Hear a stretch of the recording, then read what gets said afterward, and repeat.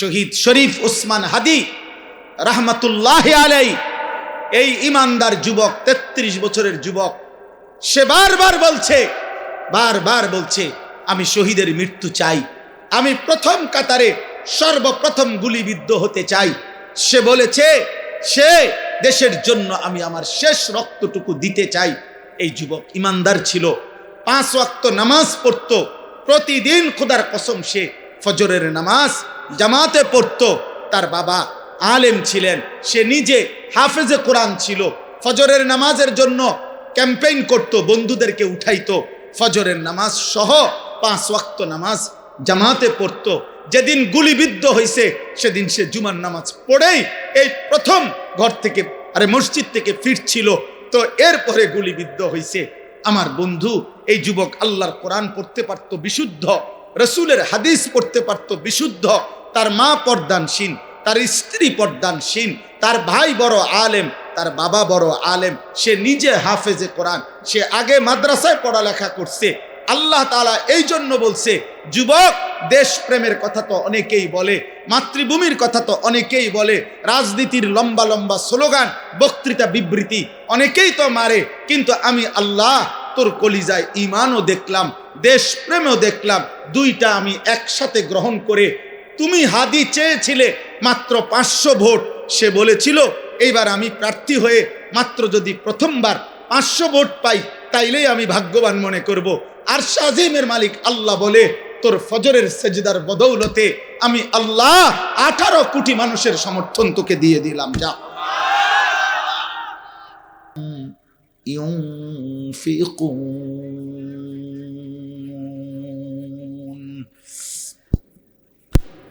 وَإِذَا سَمِعُوا اللَّغْوَ أَعْرَضُوا عَنْهُ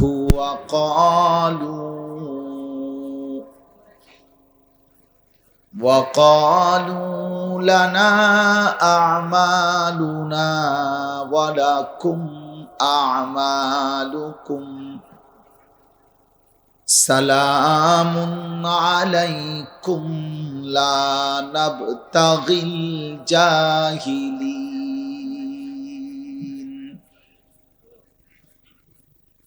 إِنَّكَ لَا تَهْدِي مَنْ أَحْبَبْتَ وَلَكِنَّ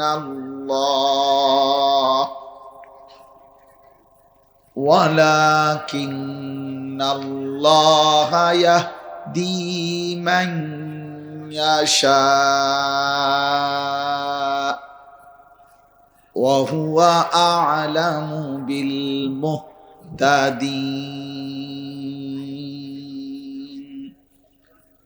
صدق الله مولانا العظيم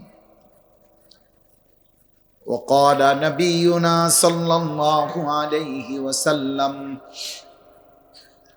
قل آمنت بالله ثم استقم وقال صلى الله عليه وسلم إنما بعثت لأتمم مكارم الأخلاق اللهم صل على محمد وعلى آل محمد كما صليت على إبراهيم وعلى آل إبراهيم إنك حميد مجيد اللهم بارك على محمد وعلى آل محمد كما باركت على إبراهيم وعلى آل إبراهيم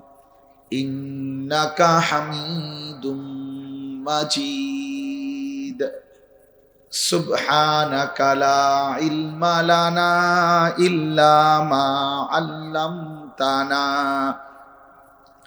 إنك أنت العليم الحكيم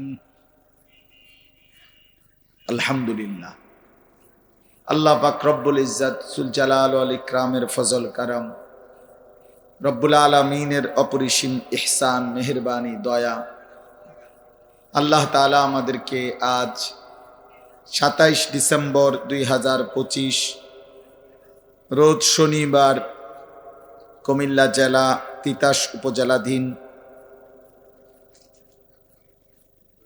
দরিকান্দি মুন্সিবাড়ি ওলিয়ে কামেল মুন্সি আহমদ হুসাইন খলিফা রাহিমাহুল্লাহ তাআলা তার স্মরণে আজকের এই 49তম বার্ষিক তাফসীরুল কোরআন মাহফিল। আল্লাহ তাআলা আমাদেরকে আসবার বসবার আল্লাহর জন্যই জমা হওয়ার তৌফিক দান করেছেন, এজন্য সকলেই বলি আলহামদুলিল্লাহ। সবার কাছে আমার দুইটা কথা। প্রথম কথা হলো, মোবাইল হাতে ধরে ভিডিও বা রেকর্ড করা যাবে না। উপরে নিচে স্টেজে হুজুর পাবলিক সবার জন্য এক আদেশ, এটা অনুরোধ না, এটা আমার আদেশ। এজন্য নওজোয়ান ছেলেরা বাবা দয়া করে একটা ছেলেও চালাকি করে কৌশল করেও মোবাইল হাতে ধরে ভিডিও বা রেকর্ড করবা না। তুমি আমার কথাটা 1 ঘন্টার জন্য, আমি তোমার কাছে নওজোয়ান ভাই 1 ঘন্টার সময় আল্লাহর জন্য কোরআনের জন্য চাইলাম।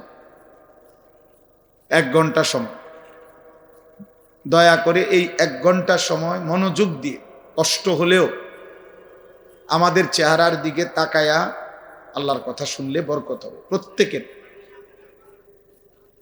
একজনও মোবাইল হাতে ধরে ব্যস্ত হবেন না।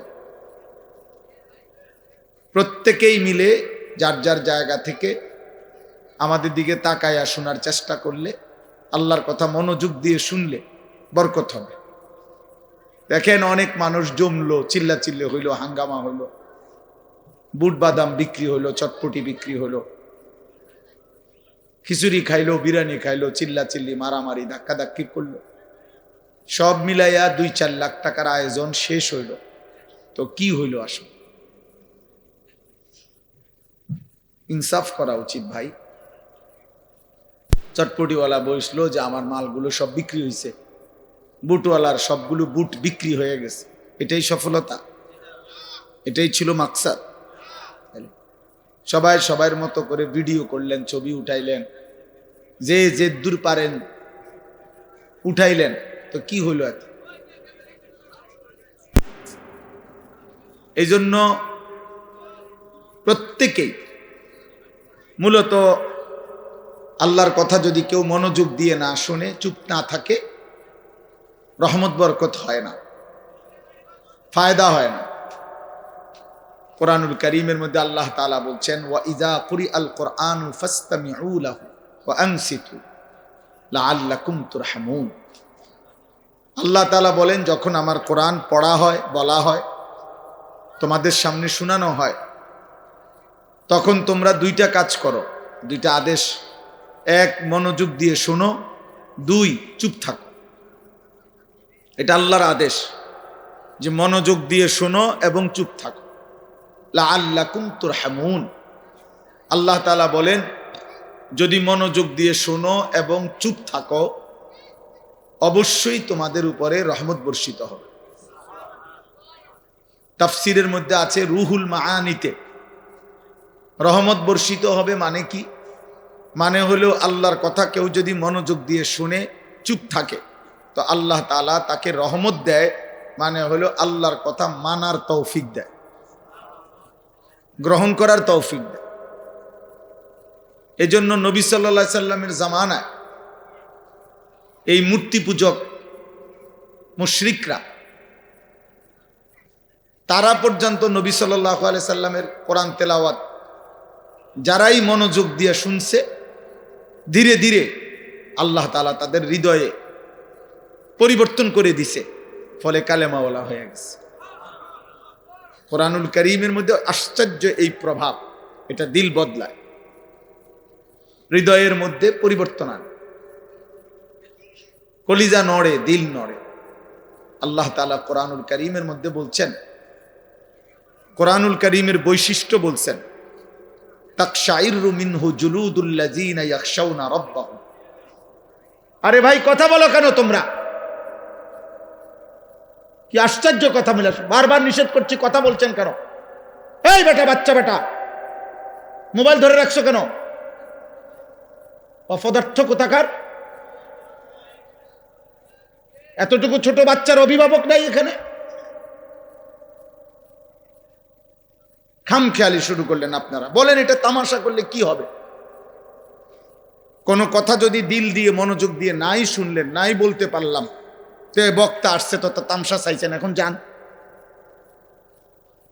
এখন বলেন, এই বক্তা দাওয়াত দিছিল ওনারা, তো আমি আসছি তো, সারছে তো, আর কি তামসা চাইছেন বক্তার, এখন যান তাইলে।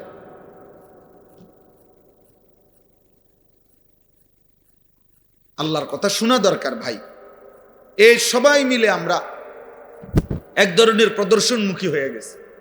সবাই ভাবি যে কারে আনলে লোক হইব। হ্যাঁ, তো লোক হয়েছে তো, এখন তো কি হয়েছে? এখন আমার কবর রাজাব মাপ, আপনাদের কবর রাজাব মাপ, মাহফিলওয়ালাদের কবর রাজাব মাপ, তো এখন কি করবেন এটা দিয়া?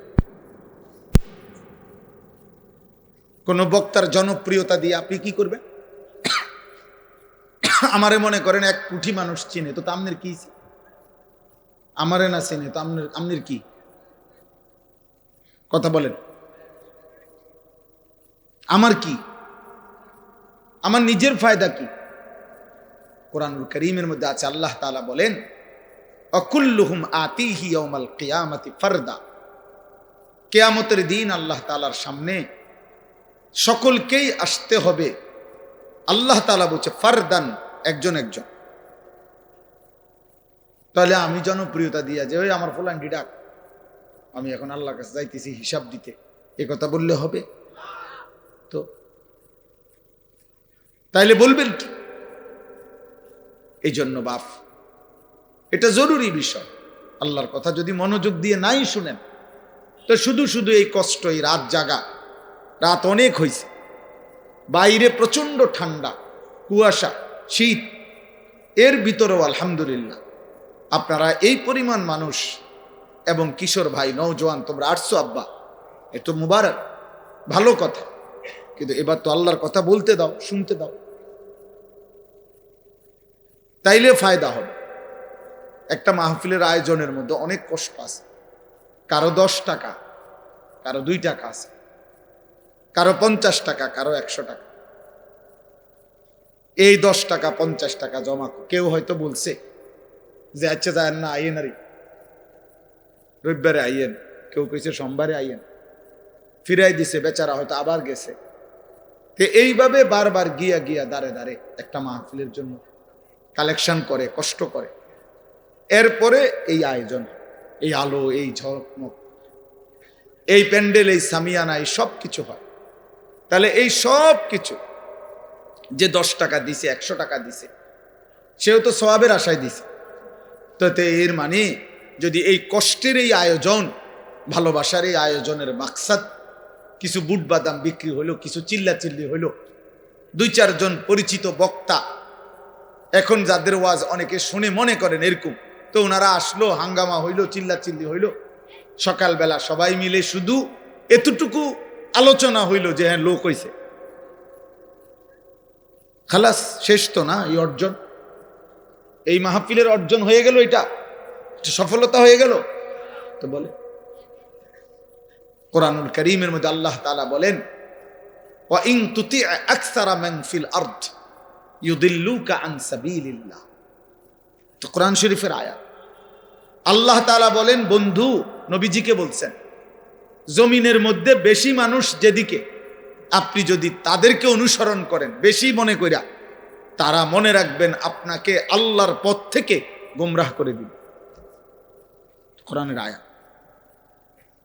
আল্লাহ কোরআনুল কারীমের মধ্যে বলছে, ওয়া কালিলুম মিন ইবাদিয়াশ শাকুর, আমার কৃতজ্ঞ অনুগত বান্দা কম, কলিল। আল্লাহ তাআলা বলে, কালিলাম মা তাযাক্কারুন, আমি আল্লাহর কথা থেকে উপদেশ গ্রহণ করে নিজের জীবনের জন্য গ্রহণ করে কম। কালিলাম মা তাশকুরুন। আল্লাহ তাআলা বলেন, আমি আল্লাহর কথা শুনে আমার কৃতজ্ঞতা আদায় করে কম। ইবলিস শয়তান আল্লাহকে বলছিল যে আল্লাহ আমি যাচ্ছি দুনিয়ায়, আপনি আমাকে তাড়ায় দিলেন, তবে মনে রাখবেন আমি দুনিয়াতে গিয়ে আপনার প্রতিটা বান্দার সামনে পিছনে ডানে বামে চতুর্দিক থেকে 24 ঘন্টা গুনার ওয়াসওয়াসা দেব, গুনাহ করতে চেষ্টা করাবো। ফলে ওয়ালা তাজিদু আকসারাহুম শাকিরিন, আপনার অধিকাংশ বান্দাকেই আপনি আপনার কৃতজ্ঞ পাবেন না। তাহলে বেশি এটা কোনো সফলতার কিছু না, কম এটা কোনো ব্যর্থতার কিছু না। সফলতা কিংবা ব্যর্থতা আখিরাতের বিবেচনায় সংখ্যার উপরে না, সংখ্যার উপরে। কোন বক্তার শ্রোতা 10 লাখ হইলে উনি সফল, আর আরেক বক্তার শ্রোতা 10 জন হইলে উনি ব্যর্থ। তাহলে সফলতা কিংবা ব্যর্থতা সংখ্যার উপরে না, আব্বা, আসমানওয়ালা রব গ্রহণ করার উপর। তিনি যদি গ্রহণ না করে কোনো মূল্য নাই, কোনো মূল্য নাই। আমি 4 জন মানুষের সামনে বয়ান করছি, 4 জন, 10 জন মানুষের সামনে বয়ান করছি, 20 জন মানুষের সামনে বয়ান করছি। 10-20 জন মানুষের সামনে ঘড়ির ঘন্টায় 4 ঘন্টা বয়ান করছি টানা, এমন বহুদিন গেছে। খালাস, সব আল্লাহর জন্য, সব আখিরাতের আশা। অতএব কিশোর নওজোয়ান, একজনও, আমি আবারও বললাম, আমার কথা যদি শুনে থাকো তাহলে মোবাইল ধরে রাখো না, ওই যে দেখো ওই একজন। আরে ভাই এটা ঠিক না, গাদ্দারি করার কি দরকার, চলে গেলে ভালো। কথা না শুনে বেয়াদবি করার চাইতে চলে গেলেই তো ভালো, ঘুমায় গেলে ভালো। এই জন্য বললাম এটা দরকার। আমাদের মূল কোরআনুল কারীম আমি এখনই আপনাদেরকে শুনাইতেছি, প্রথম যে আয়াতটা পড়ছি শোনাচ্ছি। কিন্তু আমার প্রথম কথা হলো, আমরা প্রত্যেকে আজকের জন্য বলতেছি না, ছোট বড় যে কোনো মাহফিলে, জুমার নামাজের বয়ানে, ওলামায়ে কেরামের নসিহত সর্বদাই মনোযোগ দিয়ে শোনা উচিত। এখানে খ্যাতির কিছু নাই। আপনার মসজিদের ইমামরে সারা বাংলাদেশের মানুষ চিনে না, এই জন্য আপনি শুনেন না। আমাদের মসজিদের ইমামরে সারা বাংলাদেশের মানুষ চিনার কি দরকার? সারা বাংলাদেশে আর ইমাম নাই তো তো আপনার হুজুরে সবাই চিনতে কেন? বাহি হুজুরে কি সিরে সবাই তো বইয়া বইয়া কথা বলেন না কেন? বাকিরা কি করতে পারে? হ্যাঁ, তো আপনার হুজুরে সবাই চিনতে, এটা একটা বেহুদা কথা না? এটা কি দরকার? আমার আখেরাতে না দরকার, আমার কবরের মাফে না দরকার। ফামান যুহজিহা আনিন নার ওয়া উদখিলাল জান্নাহ ফাকাদ ফাজ। আল্লাহ তাআলা কোরআনুল কারীমের মধ্যে বলছে, কিয়ামতের দিন যাকে জাহান্নাম থেকে মুক্তি দেয়া হবে, জান্নাতে প্রবেশ করানো হবে, সেই কেবল সফল হলো, সেই কামিয়াব। দোস্ত মনে রাখবেন, আমার শায়েখ আল্লামা মুফতি মুশতাকুন নবী কাসেমি হুজুর বলছে, আমার এই সেদিনও সিলেট মাহফিলে দুপুরে খাইতে বৈশা বলছে, মাওলানা আমরা যেদিন মৃত্যুবরণ করব, মৃত্যু পর্যন্ত যদি আল্লাহর কথা আমরা বলতে থাকি, ওয়াজ নসিহত করতে থাকি, তারপরেও আমাদের মৃত্যু পর্যন্ত এই পৃথিবীতে ইমানদারও থাকবে, নাফরমানও থাকবে, অনুগতও থাকবে, বাটফার সিটারও থাকবে। বলে আর না, আমরা যদি আর কষ্ট মষ্ট করে আর 6টা মাস ঠিক মতো ওয়াজটা করে যাইতে পারি, মানুষ সব দিনদার হইয়া জোনায়েদ বাগদাদি হয়ে যাবে, এরকম বলে। তাইলে পৃথিবীতে আলো অন্ধকার, ইমানদার নাফরমান, অনুগত অবাধ্য, জালেম মজলুম থাকবেই, এই পাপী থাকবেই, নেককারও থাকবেই, সেজদাওয়ালাও থাকবে, সেজদা ছাড়াও থাকবে। কিন্তু আমি মরে গেলে যদি আমার কবর ক্ষতিগ্রস্ত হয়, আখিরাত ক্ষতিগ্রস্ত হয়, সেটা শুধরাবো কি? আমার মৃত্যুর পরে হইতে পারে এই লোক আমার পরবর্তী কারো কথায় হয়তো বদলায় গেছে, কিন্তু আমার যদি আখিরাত নষ্ট হয়, আমার যদি কবরের সামান না হয়, আমার যদি পরকাল সুন্দর না হয়? কথা বলে নবী সাল্লাল্লাহু আলাইহি ওয়াসাল্লাম সাহাবায়ে কেরামকে নিজের ব্যাপারে সাহাবায়ে কেরামকে এই সবক দিয়েছে, এই পৃথিবীর সবার ব্যাপারে তুমি অজুহাত দেখাইতে পারো শেষ পর্যন্ত, কিন্তু আল্লাহ তাআলা কোরআনুল কারীমের মধ্যে নবীজিকে বলছে লা তুকাল্লাফু ইল্লা নাফসাকা। বন্ধু, প্রত্যেকের ব্যাপারে আপনি কোনো না কোনো কারণ দর্শাইতে পারবেন। আবু তালেব কেন কালেমা পড়ল না আপনার চাচা হয়েও? আপনি বলতে পারবেন যে ইয়া রব্বুল আলামিন, আমি 10 বছর টানা ওনাকে বলছি, মৃত্যুর সময়ও বলছি, চোখের পানি অজরে ফেলছি, উনি কালেমা পড়ে নাই। ওমকে কেন আপনার ছেলে আপনার মেয়ে নূহ আলাইহিস সালাম 950 বছর বলার পরেও ওনার ছেলে কেনআন কালেমা পড়ে নাই? তো প্রত্যেকের ব্যাপারে আপনি কোনো না কোনো অজুহাত দেখাইতে পারবেন। আমি বলছি, এমনি এমনি চেষ্টা করছি, কিন্তু আপনার আমার নিজের ঈমান, নিজের নামাজ, নিজের সেজদা, নিজের গোলামি, নিজের হালাল হারাম আপনি কেন পালন করতে পারলেন না? ওই যুদ্ধে জিহাদের ময়দানে একাই আপন জায়গায় দাঁড়িয়েছিল, উনি এক চুল পিছপা হন, এক চুল। নবী সাল্লাল্লাহু আলাইহি সাল্লাম সরে নাই, কারণ ওই যে শরীয়তের বিধান, উনি এ কথা বলার কোনো সুযোগ নাই যে আমার সাথে 12,000 লোক ছিল না বলে আমি দৌড় দিছি। আল্লাহ বলবেন না বন্ধু, 12,000 ওরা কেন দৌড় দিছে সেটা ওদেরকে জিজ্ঞেস করবো, আমনে দৌড় দিছেন কি লেগে এটা কর। আবু বকরের উত্তর আবু বকর দিবে, ওমরের উত্তর ওমর দিবে, ওসমানের উত্তর ওসমান দিবে। আপনি আপনারটা বলেন, আপনি আপনারটা বলেন।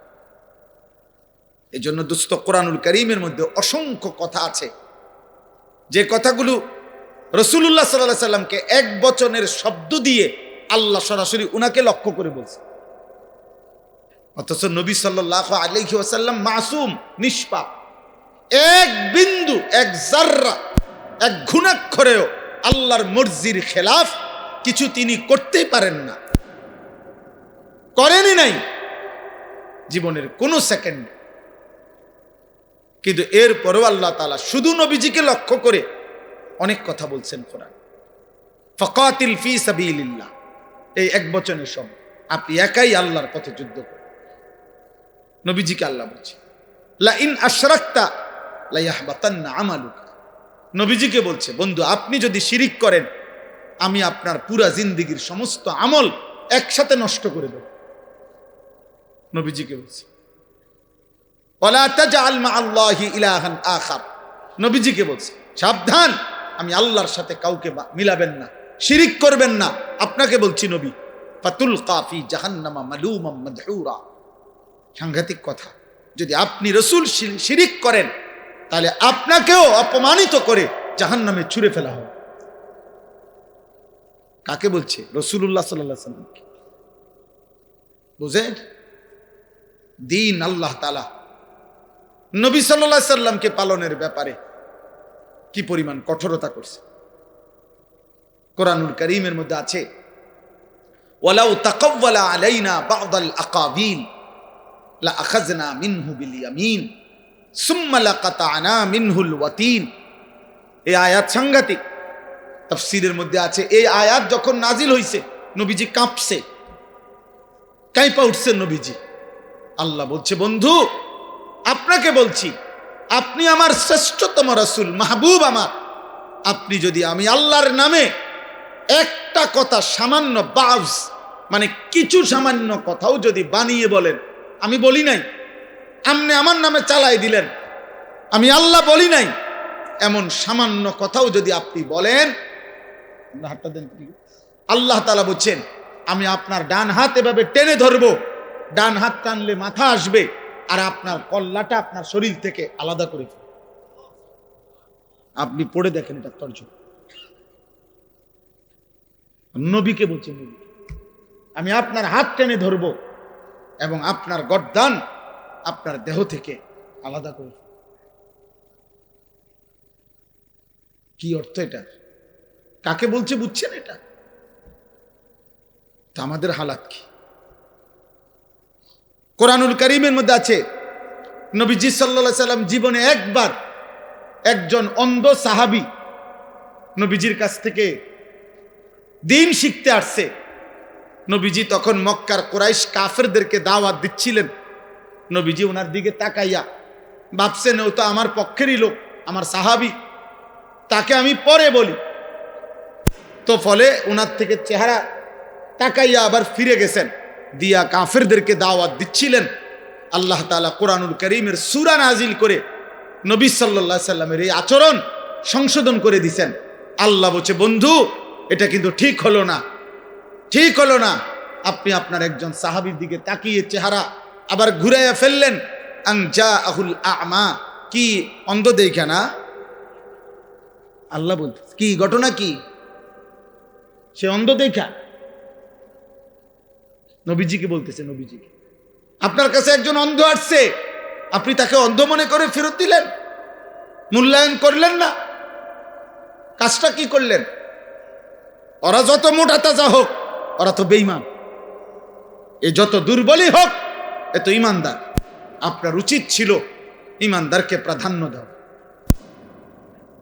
আল্লাহ তাআলা সংশোধন করে দিয়েছে। কোরআন শরীফে আছে, কাল্লা ইন্নাহা তাযকিরা, সাবধান নবী, এটা আমি আল্লাহ আপনাকে উপদেশ দিলাম। এভাবে বলছে, তাফসীরের মধ্যে সব কিতাবে আছে। এই অন্ধ সাহাবীকে এরপরে নবী সাল্লাল্লাহু আলাইহি সাল্লাম যখনই দেখতেন আসতেছে, হযরত আব্দুল্লাহ ইবনে উম্মে মাকতুম রাদিয়াল্লাহু তাআলা আনহু, উনারে দূরে থাকতেই নবীজি সাল্লাল্লাহু আলাইহি সাল্লাম আগের থেকেই কথা বলতেন, মারহাবান, আহলান সাহলান, স্বাগতম, তুমি আসো, আগে তোমার কথা, পরে অন্য কথা, তোমার কথা কম, এইভাবে বলতেন। এই জন্য বাপ, আমার বলার উদ্দেশ্য হলো, এই আমি মোবাইলটা বন্ধ করতে বলছি এই জন্য, মূল উদ্দেশ্য হলো হয়তো মোবাইল দিয়া কাউকে দেখাইবেন, কাউরে দেখানোর দরকার নাই। বা নিজের জন্য গ্রহণ করে, নিজের জন্য গ্রহণ করে। আমি মরে গেলে দোস্ত, তুমি মরে গেলে, বাবা আপনি মরে গেলে, এই পৃথিবী যত আধুনিকই হোক, আপনার কি আমার কি? আপনার কি আমার কি? হায় মুসলমান, এটা বুঝেন না। আমার মৃত্যুর পরে যদি আমার বংশের সবাই চাঁদের দেশেও যদি ঘরবাড়ি করে, তা আমি কি? আমার তো নাই, আমি তো নাই, আমি তো কবরে, আমি তো কবরে। কিয়ামতের দিন যদি নবী সাল্লাল্লাহু আলাইহি সাল্লামের সুপারিশে, মনে করেন হাসরের ময়দানের 100 কোটি মানুষ, কথার কথায়, তো সকলকেই আল্লাহ নবীর সুপারিশে জান্নাত দিছেন, শুধু একজন ব্যক্তিকে আল্লাহ তাআলা জাহান্নাম দিছে মনে করেন, তো সেই একজন যদি আমি আনিসুর রহমান হই, তাহলে বাকি সবাই জান্নাতে গেলে আমার কি লাভ? আমার কি লাভ তখন? ঠিক আছে, ওরা সবাই জান্নাতে গেছে, আমি তো জাহান্নামী হলাম। তখন বাকিদের জান্নাতে যাওয়ার দ্বারা জাহান্নামী ব্যক্তি এটা নিয়ে বলবে, যাক আমি জাহান্নামে জ্বলতেছি, আমার ফুট তো বেহেশতে গেছে, এটা নিয়ে কইব। আমি জাহান্নামী হইলাম আর কি, যাক আমার বউ তো জান্নাতে গেছে, এটা নিয়ে বলবে? বরং আফসুস করবে, আফসুস, আফসুস করবে। এই জন্য কোরআনুল কারীমের মধ্যে আল্লাহ তাআলা বলছেন, ইয়াউমা তুকাল্লাবু ওয়ুজুহুহুমুন নার, জাহান্নামী বান্দা কিয়ামতের দিন জাহান্নামের আগুনে তোমাদের গাল, তোমাদের চেহারা, কড়াইয়ের উত্তপ্ত তেলের মধ্যে যেভাবে মাছ এই পিঠ ওই পিঠ করে ভাজে, খোদার কসম তোমাদের গাল, তোমাদের চেহারা জাহান্নামের আগুনের মধ্যে উলট পালট করে পোড়াইতে থাকবে। আর নাফরমান শুধু চিৎকার করবে আর বলবে, ইয়াকুলুনা ইয়া লাইতানা আতানাল্লাহ ওয়া আতানার রাসূলা, হায় আমার আফসোস, মন্দ কপাল, আমি যদি আল্লাহ এবং রাসূলের আনুগত্য করতাম। দোস্ত তোমাদেরকে বলি, বাবা নওজোয়ান, খুব বেশি ফুর্তি করছো তোমরা খুব বেশি রঙের ঘুড়ি উড়াইতেছ, খুব বেশি তামাশা করছো। এই নতুন প্রজন্মের 14, 16, 18, 20, 25 বছরের কিশোর যুবক, তোমরা যা করছো, মুসলমানের সন্তান এমনটা মানায় না, উচিত না। মুসলমানের ঘরে এক মুসলিম মায়ের পবিত্র দুধ পান করে এত আত্মবিস্মৃত, আত্মভোলা, এমন আল্লাহ বলা, আখেরাত বলা হওয়া উচিত না। এটা সুফল আনবে না, খোদার কসম না।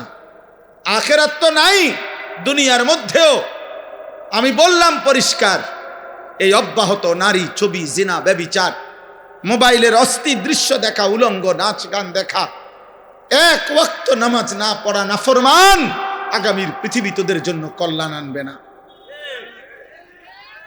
মনে রাখো, তোমরা অধিকাংশ কিশোর যুবক ছেলের চেহারা দেখলে পরিষ্কার বোঝা যায়, এই যেগুলা দাঁড়ায় আছো, বসে আছো, অধিকাংশই নওজোয়ান বেনামাজি। তোমরা, তোমাদের চেহারার মধ্যে নামাজের কোনো চিহ্ন নেই। বেনামাজি, বেয়াদব, বেনামাজি, বেয়াদব। আসমানের নিচে জমিনের উপরে বেনামাজির চাইতে নিকৃষ্ট কোন বেয়াদব আর কেউ নেই। যার কপালে সেজদা নাই সে পৃথিবীর যেই কোনো নিকৃষ্ট জানোয়ারের চাইতেও নিকৃষ্ট। জানোয়ার এজন্য সেজদা দেয় না, কারণ কোন জানোয়ারের উপরে সেজদার হুকুম নাই। মানুষ নামের এই জানোয়ারকে আল্লাহ সেজদা দিতে বলছে, অথচ সে সেজদা দেয় না, এই জন্য এইটা জানোয়ারের চাইতেও নিকৃষ্ট। কুত্তা এই জন্য সেজদা দেয় না, কুত্তার উপরে সেজদার বিধান নাই। শূকর এই জন্য সেজদা দেয় না, শূকরের উপরে সেজদার বিধান নাই। ছাগল, গরু এই জন্য সেজদা দেয় না, তাদেরকে আল্লাহ সেজদা দিতে বলে নাই। আব্বা তোমারে বলছে, তোমারে বলছে বাপ। এজন্য আসমানের নিচে জমিনের উপরে আল্লাহর কোরআনে আল্লাহ বলছে, ফাখালাফা মিন বাদিহিম খালফুন, সর্বনিকৃষ্ট মানুষ। কোরআন শরীফের আয়াত, সবচেয়ে নিকৃষ্ট মানুষ আল্লাহ বলছে কারা? আল্লাহ বলছে আদাউস সালাহ, এক, যারা তাদের নামাজ নষ্ট করে। দুই, ওয়াত্তাবাউস শাহওয়াত, যারা তাদের শাহওয়াত, মনের হারাম চাহিদা, কুবাসনা, মনের চাহিদা শুধু পূরণ করে, আল্লাহর বিধান, রসুলের বিধান, হালাল হারামের বিধান কোনো পরোয়া করে না। খোদার কসম, আল্লাহ বলছে তারা সর্বনিকৃষ্ট প্রজন্ম, ওরা নিকৃষ্ট, নিকৃষ্ট, নিকৃষ্ট, নিকৃষ্ট বেটা। অতএব বেনামাজি ছেলেরা, তোমরা যারা আজকে সারা দিনে এক ওয়াক্ত নামাজ পড়ো নাই, নাফরমান, তুমি চলে গেলে ভালো হয়। যাও এখান থেকে, সরো, যা বেটা নাফরমান, চলে যা বেটা। তোর মতো নাফরমানের ভালোবাসা দিয়ে আমি কি করবো? আমি কি ভোটে দাঁড়াইছি বেটা? আমি কি ভোটে প্রার্থী? আমি কি নির্বাচনের গণসংযোগে আসছি বেটা? তামাশা দেখা কি করবা? হুজুরের কি করবা? মুসলমানের ঘরে এমন নিকৃষ্ট সন্তান কেমনে হইলা? 365 দিনে, খোদার এক বছরে কোনোদিন ফজরের নামাজ পড়লা না, এত বড় জানোয়ার কেমনে হইলা? এত বড় জানোয়ার হইলা কেমনে? তোর মা তোকে দুধ পান করায় নাই? তোর মা তোকে আল্লাহ চিনায় নাই? তোর বাপ তোকে বলে নাই? তোর মক্তবের হুজুর তোকে বলে নাই? তোদের গ্রামের মসজিদে আজান হয় না? তোদের পাড়ায় মহল্লায় তোর সামনে আর কেউ নামাজ পড়ে না নাফরমান? তুই মুসলমানের ঘরে ঘুমাস না বেটা? তোর কোনো অভিভাবক নাই বেটা? হ্যাঁ, সিনেমার ওই নর্তকী তোর অভিভাবক বেটা? মোবাইলের ওই উলঙ্গ নারী, ফুটবলের খেলোয়াড়, ক্রিকেটের খেলোয়াড়, ইউরোপ আমেরিকার কোনো বেঈমান? বলো আব্বা, জন্ম মুসলমানের ঘরে, চুল রাখলা কেন বেঈমানের মতো করে? তোর আব্বা ভুলে গেলি কেন বেটা? এই নাফরমান, বাপ ভুলে গেলে তার পরিচয় থাকেনি বেটা। বল বেটা, একটা ছেলে বল, এই চুল কার মতো রাখছ বেটা? মাথা নোয়া এলে কি হবে বেটা? মুসলমানের ঘরে জন্ম নিছ কিনা বেটা? দাঁড়ায় বল বেটা।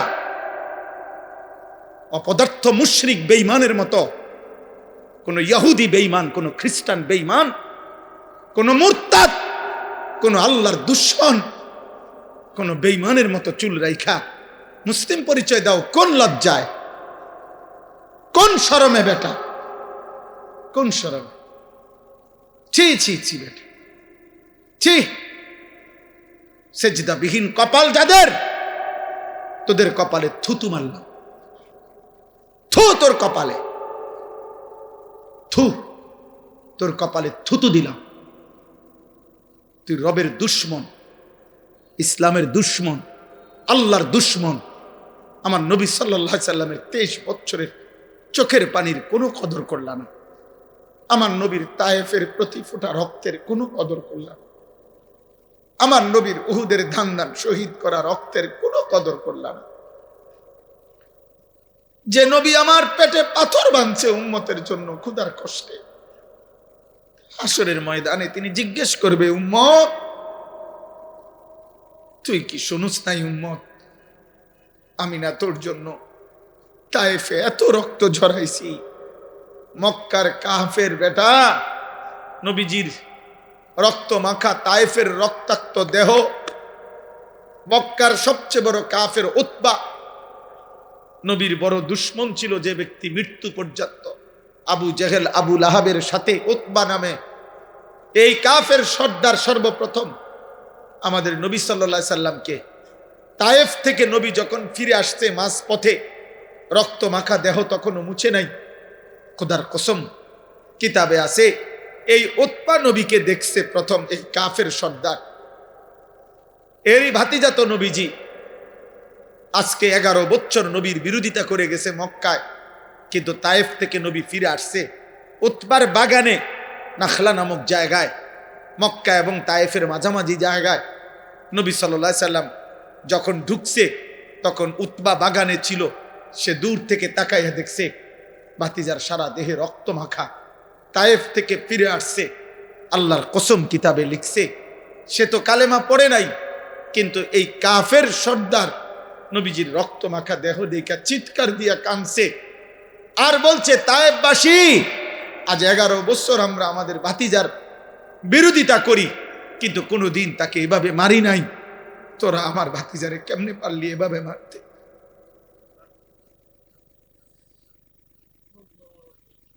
আমার ভাতিজারে কেমনে মারলি? আমার এতিম ভাতিজারে কেমনে মারলি? আর তোদের চেহারা দেখে কি মনে হয় আব্বা? কার মতো চুল রাখলা? অধিকাংশ ছেলে দাঁড়াইলে যদি জিজ্ঞাসা করেন যে সারাদিনে একবার পেশাব করে পানি নিছুন, নাফরমান বলবে না।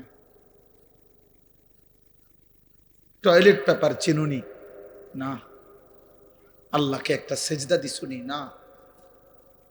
সারাদিন সারা রাত মোবাইলে শুধু নারী ছবি, উলঙ্গ দৃশ্য, অশ্লীল জিনা ব্যভিচারের দৃশ্য। আহা, নারী ছাড়া লজ্জাস্থান যারা, তার জীবনের আর কিছু নেই। তার জীবনের একটাই যে লজ্জাস্থান যে একটা আছে, এটার চাহিদা পুরো। একটা পেশাবের রাস্তার কাছে এই কাপুরুষ হেরে গেছে। এই কাপুরুষ পেশাবের রাস্তার কাছে হেরে গেছে। এই কি যুদ্ধ করবে? এই ইসলামের জন্য কি করবে? এ তো সামান্য পেশাবের রাস্তার শাহওয়াত, লজ্জাস্থানের চাহিদা। এর জন্যই এই সারাদিন রাত নারী দেখে, ছবি দেখে, উলঙ্গ দৃশ্য দেখে। এ কি খাবারের চাহিদা পূরণ করে এটা দিয়া? তৃষ্ণার চাহিদা পূরণ করে এটা দিয়া? শরীরের মধ্যে সুস্থতা আনে এটা দিয়া? ভিটামিনের জন্য এটা? তো কি চাচা বলেন? তার লজ্জাস্থানের চাহিদা। আর কি? তাইলে বেটা কাপুরুষ, তুই বেটা পেশাবের রাস্তার কাছে হারিয়ে গেছ। তোর মতো আকামলা দিয়া পৃথিবীতে হবে কি বেটা? বল বেটা।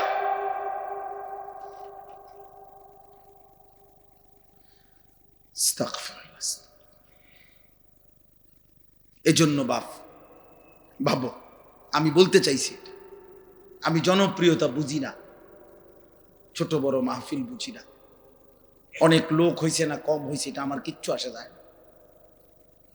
আমি সবসময় একতালেই বলতে চেষ্টা করি।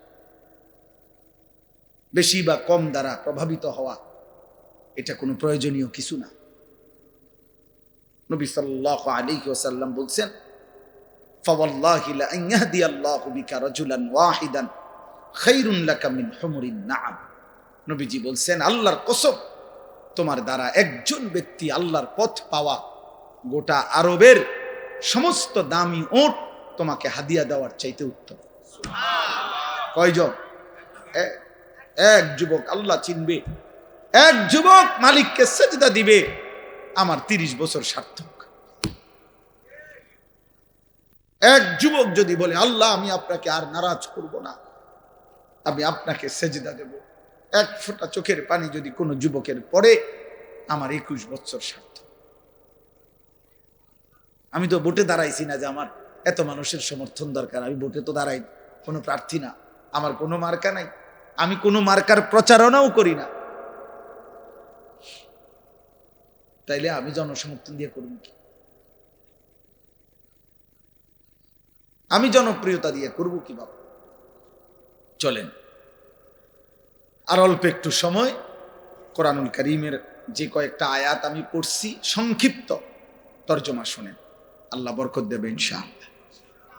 নওজোয়ান ভাই, তোমাদের কাছে অনুরোধ ভাই, কিশোর ছেলেরা, যুবক, এত বিপুল পরিমাণ তোমরা চারিদিকে তাকায় দেখো, তোমাদের সমবয়সী বেশি, তোমরা সর্বোচ্চ 20-30 কিলোমিটার জায়গার থেকে আসছো, তোমরা সারা বাংলাদেশের ছেলে না, এখানে তোমরা সর্বোচ্চ এই এলাকার আশেপাশের 20-30 কিলোমিটার জায়গার ছেলে, তাহলে মাত্র 20-30 কিলোমিটার জায়গার থেকে যদি এখানে 2000 ছেলে হয়, ধরেন কথার কথা, আর সেখান থেকে যদি 1800 ছেলেই বেনামাজি হয়, তো ইসলামের কি হালাত, আমার দেশের কি হালাত হিসাব করেন নিয়ে 2-3টা স্লোগান হইনা লাফাইলে তো না,